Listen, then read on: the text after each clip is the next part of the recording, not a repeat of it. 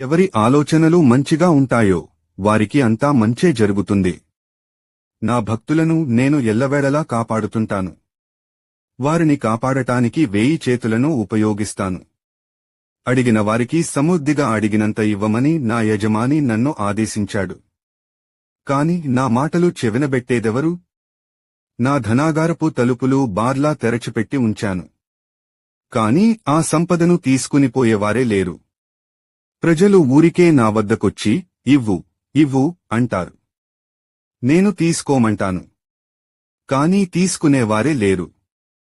భక్తులకు ఐహికంగానూ ఆకస్మికంగానూ లాభం చేకూర్చడానికే మహాత్ములున్నది. నీ ప్రాపంచిక వ్యవహారాలను ఆనందంగా నిర్వర్తించుకో. కాని భగవంతుని మరువకు. నాకు సంబంధించినవారు మొదట ప్రాపంచిక కోరికలతోనే నా దగ్గరకు వస్తారు. వారి కోరికలు తీరి జీవితంలో సౌఖ్యం చిక్కా